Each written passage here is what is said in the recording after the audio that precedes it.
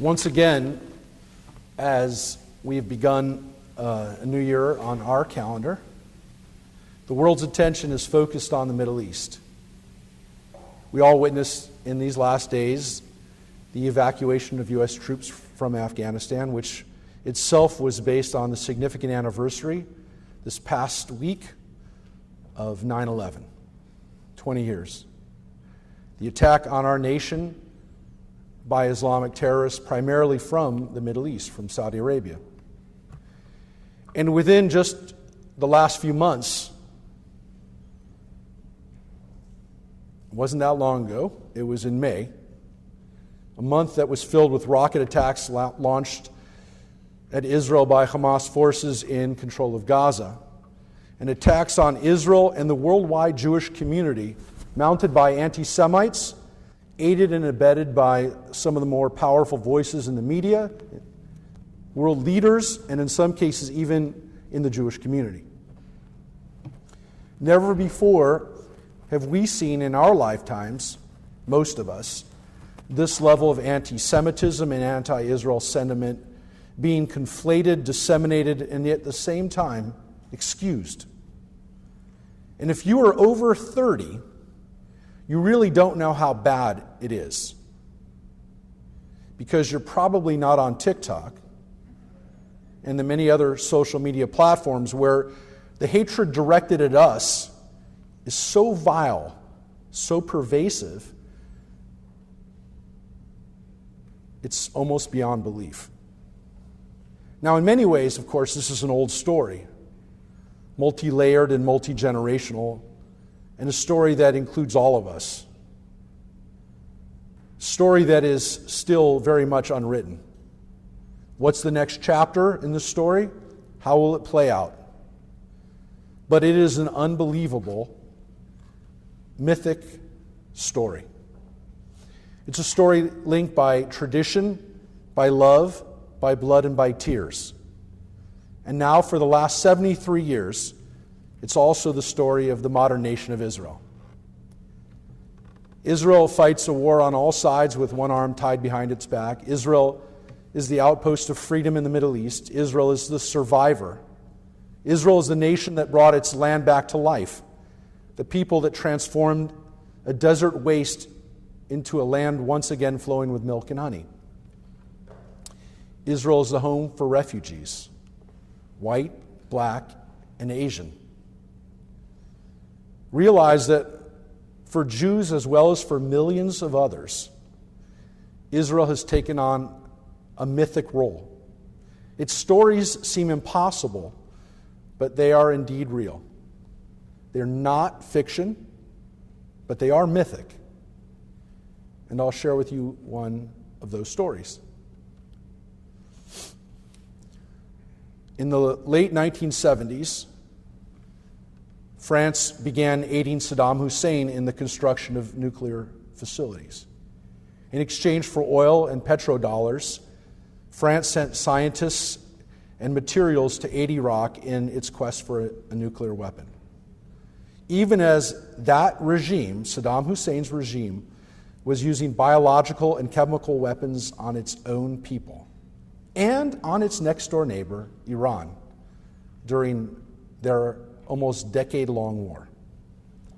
40 years ago, this summer, in 1981, knowing what they were capable of doing and no longer wanting to wait for the completion of Iraq's nuclear bomb, Prime Minister Menachem Begin ordered the destruction of the Osirak nuclear facility just outside of Baghdad. At 3:55 p.m. on June 7th, Israeli F-15 and F-16s took off from Etzion Air Force Base for a 700-mile trip. The route would take them over Jordanian and Saudi airspace, and so the planes had to fly perilously close to the ground to avoid detection. At 5:35 p.m., the pilots identified the glistening dome of Osirak. It took 1 minute and 20 seconds. It took about an hour and a half to get there, but 1 minute and 20 seconds to destroy the reactor.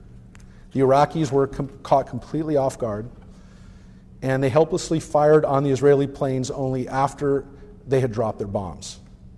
Osirak was completely destroyed, and the Israelis purposely attacked on a Sunday to avoid casualties. One of those pilots, one of those heroes was Ilan Ramon, of blessed memory. The Columbia astronaut was one of those heroic pilots. Regardless, immediately after the raid, Israel was universally condemned. The UN passed Resolution 487 condemning Israel, which even the U.S. supported. On the world stage, Israel was roundly chastised. Even here, allies lashed out at Israel. The media railed against Israel. The Los Angeles Times called the destruction, quote, state-sponsored terrorism, end quote. But you know what? Behind closed doors, the global community breathed a collective sigh of relief. Even Israel's enemies were grateful, especially Israel's enemies. 20 years ago, if you recall, America was fighting Iraq. And we realized finally how important Israel's bold action was. The Osirak attack saved Iranian, Kuwaiti, Saudi, and yes, American lives. Today, America, Israel, the whole world are dealing with a nuclear threat from Iran next door.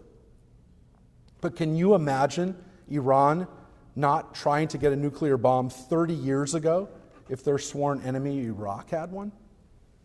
One of the main reasons Iraq did not respond militarily against Israel back in 81 is because they were fighting a war with Iran, a war that wouldn't end until 1988, a war that would claim over 1 million lives and end in a stalemate, a war that would involve Iran-Contra money and arms, a war where both sides used biological weapons, a war that most of the world couldn't pick a side, a winner in. Both countries were evil, totalitarian regimes. But geopolitics, what can you do? Every nation held their noses and armed both sides. And meanwhile, over 1 million people in Iran and Iraq were slaughtered during most of our lifetimes. Now, rogue nations and terrorists in the Middle East have been using the protection of geopolitical realities for decades now. They played the Soviets against the United States during the Cold War. They played the animosity that exists between India and Pakistan against both sides in the Cold War. They use Russia and the U.S. today, and maybe China and the U.S. in the future. And while we're cognizant of the political realities, we can never forget that there are bigger issues at stake here. There is wrong and there is right. And we should never hide behind political necessities, pretending that these things don't exist.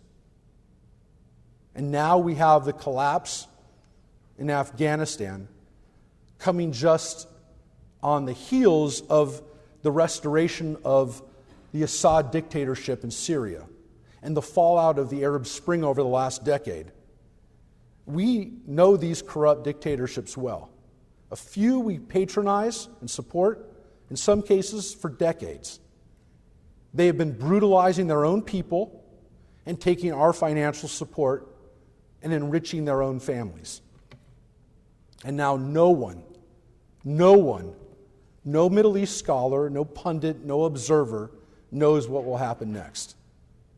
Our exit from Afghanistan creates a new reality with many new questions.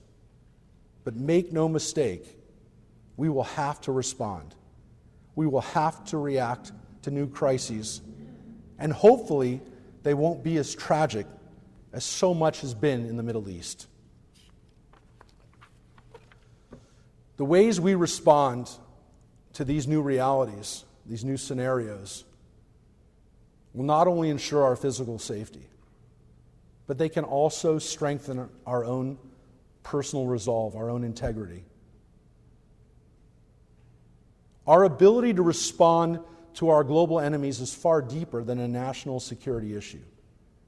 Our national resilience can also inspire us and make us feel better in our day-to-day lives. Because there's a greater story going on here. A struggle for justice that can become a part of who we are as individuals. On a deeper level, the example that Israel sets, that America sets, as it responds to terror and injustice, teaches us much more. That evil must be dealt with. That it's okay sometimes to stand alone.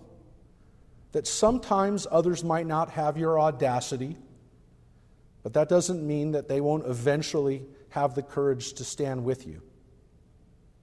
All these lessons are equally true in the war room, in the boardroom, as well as in the classroom. And that's what our tradition teaches us. When Abraham introduced the concept of an ethical God that did not demand human sacrifice but human justice, when Moses stood up to the political power and economic might of Egypt and announced to the world that slavery would no longer be tolerated, when Nathan, Isaiah, and Jeremiah, and all of our prophets called out the corruption of our own kings, of our own nation in the ancient world, when Jesus, Akiba, and Bar Kokhba took on the Roman Empire and were martyred in a world where might made right. But they stood as heroic examples that would inspire generations to resist injustice and brutality against all odds, at all costs. We teach the world these truths. It's our job as Jews. We're chosen by God. We're chosen by the world. When we were ruthlessly attacked on September 11th by murderers opposed to our way of life, our values, we suffered and understood firsthand the war that Israel has been fighting for the last 70 years. And we as Americans understood what the Jewish people have been dealing with for thousands of years. And when we stand with Israel today, and I shouldn't have to tell you this, but unfortunately, we have people in our own community who aren't doing their job. Remember, we back the only country in the region which allows homosexuals to live openly without fear of being murdered, full rights for women and ethnic minorities, and the only country in the Middle East where citizens are allowed to criticize, create political parties, and blatantly seek to dismantle the very nation they live in. Yes, there are 3 Arab nationalist parties today in the Israeli Knesset. And one of them is now a partner in the coalition governing Israel right now. As we sit here, a mythic battle continues. The battle is mythic in part because it is eternal. 3,000 years have taught the Jews that good and evil will always exist. Neither will be eliminated, but neither can they ever be ignored. We must constantly search out and bind ourselves to the good. And when we see evil, we must fight it always. This is as true on the beaches of Normandy as it is on the playgrounds in Valencia. It is as true today as it was 3,000 years ago. And we need to believe in our hearts that there is a greater battle going on between good and evil, between justice and injustice, one that is not a game of risk, one that cannot be reduced to pawns on a chessboard. There is a truth greater than politics. whatever changes happen in the Middle East or in the United States, anywhere in the world, we need to be true to our highest ideals. We need to prepare ourselves for the battle against evil with the courage to make bold decisions. And we need to have always, as our ultimate goal, the eventual freedom, justice, and peace for all humanity. When future generations write our chapter of this mythic history, let them say we battled for good. Let them remember that we stood with Israel, that we stood tall as Americans, that we fought evil in our time, and that on occasion we had to stand and call out alone in the wilderness, but that in time, our people, our nation, brought more peace to the world. It is a new year with new possibilities and new threats, but it's also an old story with ancient challenges and timeless values. Inspired by the best in Israel and the United States, may this be a year where the forces of evil have ever diminished power. May this be a year which finds our people in safety and security. May this be a year more peaceful than the year before. And I'm going to ask you now to turn to page 52 in your Machzor, in your prayer books.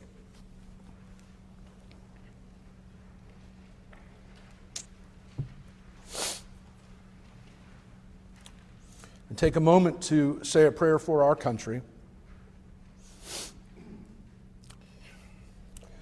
Our God and God of our ancestors, we invoke your blessing upon our country, on the government and leaders of our nation, and on all who exercise rightful authority in our community.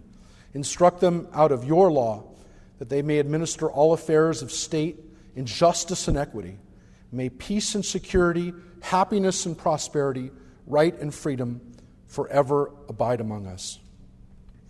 Unite the inhabitants of our country, with all backgrounds and creeds, into a bond of true kinship, to banish hatred and bigotry.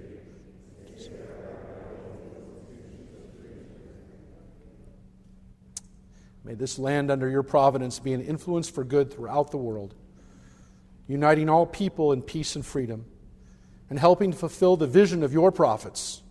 Nation shall not lift up sword against nation, neither shall they learn war anymore.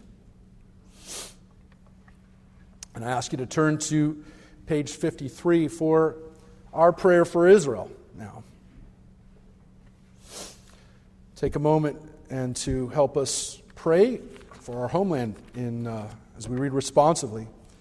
O guardian of Israel, we ask your blessings upon the people of Israel and the land of Israel.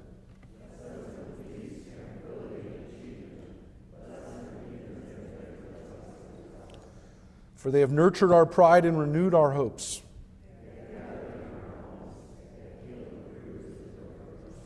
Their struggles have strengthened us. Their sacrifices have humbled us.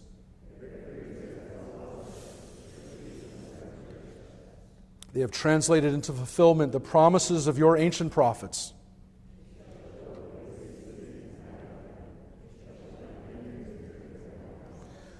Truly they have made the wilderness like Eden, and the desert like the garden of the Lord.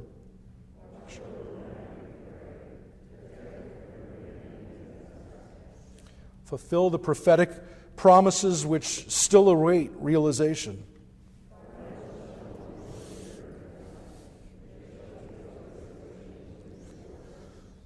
Zion shall be redeemed through justice, and they that dwell therein through righteousness.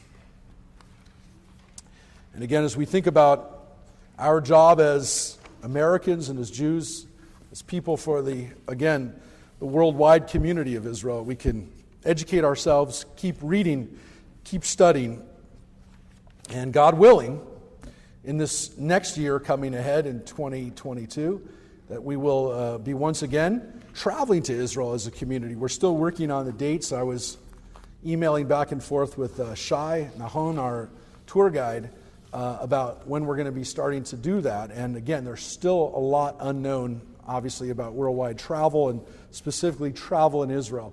But once we can go again, we were hoping to have a few journeys, not one, but 2 or 3 maybe even journeys in 2022. And I'm really hoping that that will be able to happen. It's been a few years now, and for me, it's been over 2 years since I've been in Israel, and I'm hoping that the next time I'll be able to be with you all.